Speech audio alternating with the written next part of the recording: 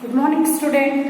आज बहुत दिनों बाद मैं आपके लिए एक वीडियो लेकर आई हूँ जिसमें हम क्लास 3 के लिए पार्ट 7 जो हम अकेले में लेना चाहते हैं तो वो उसका मैं आपको आज वीडियो सेंड करूँगी।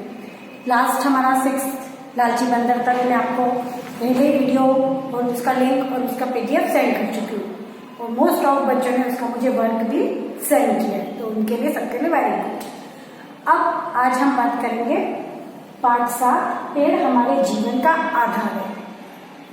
सभी को पता है जनरल बात है कि पेड़ हवा देते हैं, फल देते हैं, ऑक्सीजन देते हैं। क्लास 3 तक है आपने EVS में और भी सब्जेक्ट्स में पेड़ों के बारे में पढ़ा जाना नहीं, पुरानी बातें, मतलब ये बात आपको ये पता है कि हाँ पेड़ आपको ये देते हैं। पर अब बोला गया है कि जिस तरह से जल ही जीवन है और वृक्ष हमारे जीवन का आधार है, ये बात हमारे पूर्वजों ने बहुत साल पहले ही पेड़ों का अब आप सोचो बता दी थी। अब आप सोचो कि इतने बड़े बड़े पेड़ कोई आज तो हुआ नहीं होगा। अगर आज हम एक सीड बीज लगाते हैं तो धीरे से उसका अंकुरण होगा, थोड़े दिन बाद मतलब 40 दिन या 35 दिन में उसका अंकुर फूटता है तो वो बिल्कुल कोमल सा प्लांट निकलता है। तो आज इतने बड़े बड़े घने जंगल हैं, बड़े बड़े पेड़ है, जहां जाएंगे वहां हमें लॉट्स ऑफ बहुत सारे पेड़ दिखाई देते हैं। तो ये कोई तुरंत तो किसी ने लगाए नहीं होंगे, ये बहुत साल पहले हमारे पूर्वज मतलब जो हमारे बड़े बुजुर्ग होते, दादा, उनके पिता, उनके पिता, तो उन लोगों ने जब उस जमाने में पेड़ों का बड़ा महत्व था, वो लोग पेड़ों को भगवान के समान पूजते थे, तब उन्होंने पेड़ लगाए थे। तो वो इसीलिए आज वो पेड़ इतने बड़े होकर हमें फल फूल दे रहे हैं, ऑक्सीजन दे रहे हैं। पेड़ मिट्टी के कटाव को रोकते हैं। जब बहुत बारिश आती है मतलब पेड़ों का इतना अनगिनत मात्रा कि अगर मैं आपको गिनाने बैठी तो वो शायद मेरे लिए कम हो और आप भी बहुत सी बातें जानते हैं। तो हम आज हम उन्हीं पेड़ों के बारे में पता करेंगे कि किस तरीके से कि हमारे पूर्वज जानते थे कि पेड़ कितने महत्वपूर्ण है, आगे के जीवन में वो हमारे लिए कितने काम के आएंगे। अब अगर आज उन्होंने हमें फलदार वृक्ष नहीं लगाए होते तो हमें कैसे फल प्राप्त होते इतने सारे।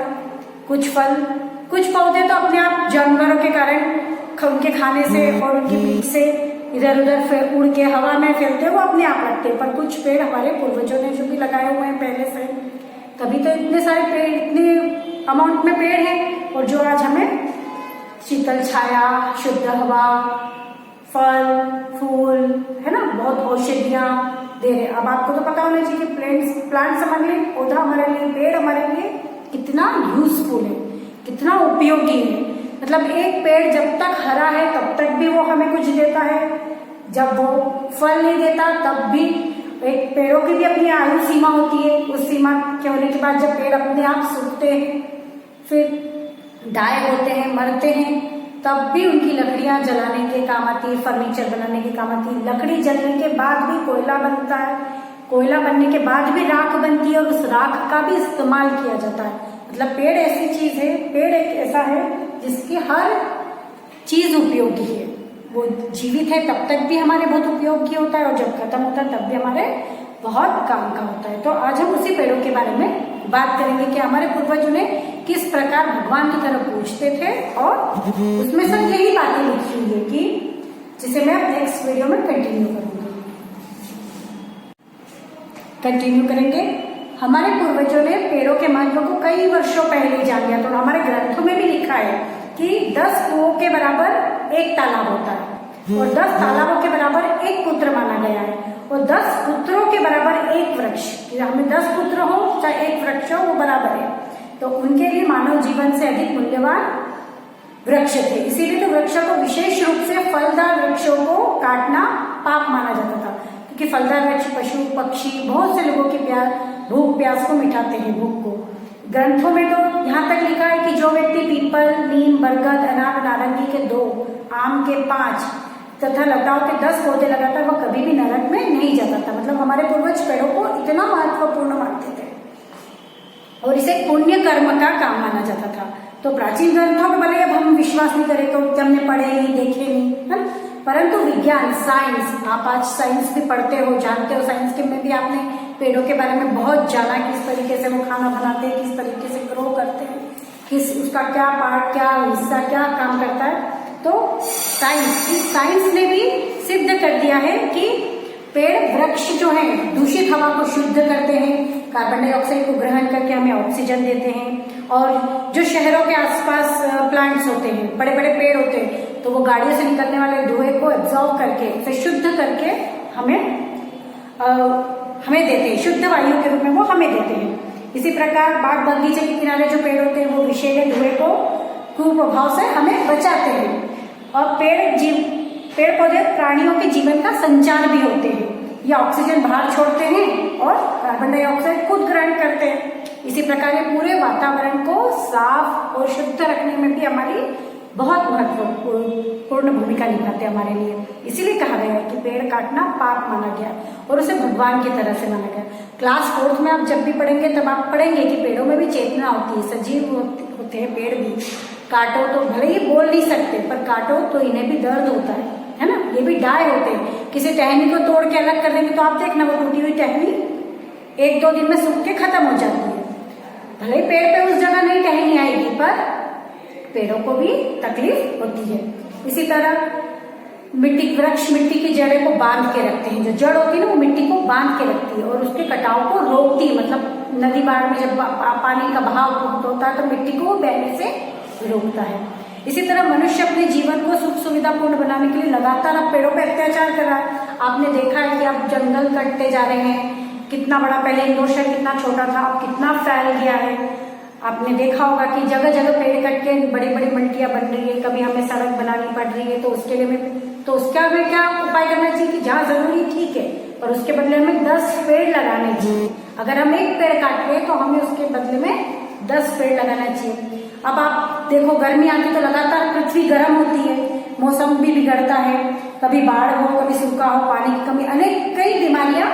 ये सब प्रकृति का एक मुख्य संदेश है। मुख्य संदेश मतलब बिना बोले प्रकृति आपको एक संदेश देती है कि क्यों इतनी बाढ़ आती है, क्योंकि अब क्यों वातावरण इतना अशुद्ध होता जा रहा है, क्यों वायु में इतना प्रदूषण है। आप देखेंगे, पढ़ा होगा आपने, दिल्ली बहुत प्रदूषित है। क्यों? क्योंकि वहां पेड़ों की कमी है और गाड़ियां का धुआं बहुत ज्यादा, पॉपुलेशन बहुत ज्यादा। आज वहां न जाओ, हमारे इंदौर शहर में ही ले लो, तो ये उस सब चीजें उसके कारण होती है। तो निश्चित ही हम ऐसा नहीं चाहेंगे कि हमारी धरती वीरान हो जाए, सुनी हो जाए, पेड़ रहित हो जाए। हम ऐसा चाहेंगे क्या? नहीं। इसलिए हमें क्या करना चाहिए? विशेषकर अपने जन्मदिन के दिन कम से कम 1 पेड़ लगाना अब आपको ये करना पड़ेगा। इस लेसन से हम यही शिक्षा लेंगे। क्या लेंगे? वृक्ष लगाओ, स्वस्थ एवं खुशहाल जीवन पाओ। तो हम बर्थडे पे फ्रूट केक काटते हैं, है ना, पार्टी एंजॉय करते हैं, करिए, वो भी करिए, पर उसके साथ अब आपको 1 पेड़ जरूर लगाना है, उसकी देखभाल करके उसे बड़ा करना है। फिर हम गिफ्ट स्वरूप भी एक दूसरे को पेड़ दे सकते हैं। छोटे छोटे प्लांट्स दीजिए आप, और फिर आप उसको एक्सटेंड करिए और अपने घर के आसपास जहाँ जगह है वहां उसे लगाएं। तो देखेंगे सुंदर सुंदर पौधे भी आप इस बहाने बांट देंगे और वो बड़े होकर पेड़ देंगे, किसी को छाया देंगे, किसी को फल देंगे ना। इसी प्रकार वृक्षों को न काटें और न ही काटने दें। और किसी कारण से अगर पेड़ काटना अति आवश्यक भी अगर हो गया तो उसके बदले हमें कम से कम 5 वृक्ष बोलते अपने जीवन में लगाना चाहिए। हमारी लाइफ में अगर हम आए हैं तो 5 वृक्ष लगाना चाहिए और उनकी देखभाल करके उन्हें बड़ा करना चाहिए। तो हमारे ऐसे छोटे छोटे प्रयासों से हम कुछ तो प्रकृति की मदद कर ही सकते हैं, और वो किसके काम आएगी? हमारे खुद के और हमारे आगे आने वाली पीढ़ियों के। तो अब आपने देखा कि हमने कितना अच्छा लेसन से सीखा कि अब इस बार के हम हमारे बर्थडे पर 1 प्लांट लगाएंगे। घर में जगह नहीं हो तो हम एक पॉट लेके, गमला लेके भी लगा सकते हैं, या ऐसी बहुत सी जगह है इंदौर के आसपास जहां आप जाकर प्लांटेशन, पौधारोपण कर सकते हैं। तो याद रखेंगे। अब इस लेसन के साथ हाफ ईयरली के लिए आपको चैप्टर 7 पार्ट 7 तक आपको याद करना है। ये नई दिशा का लेसन है, आपको आपके हिंदी CW में इसे कंप्लीट करना होगा। इसके साथ मैं इसका PDF भेजूंगी, जो आप उसके साथ उसको वर्क को कंप्लीट करेंगे, और लिंक जरूर देखें और ऑनलाइन क्लास जरूर अटेंड करें, ठीक है। और जब भी अब हाफ ईयरली एग्जाम होगा तो पेपर भी ऑनलाइन ही होंगे, तो आपको उनको 1 टाइम ही सबमिट करना है। अभी आपने क्या करा, बहुत बार सबमिट करें, ऐसा नहीं करते, ठीक है। तो आप घर पे रहेंगे और अपनी पढ़ाई जारी रखेंगे और हाफ ईयरली के लिए अच्छी तैयारी करेंगे। Bye, all the best.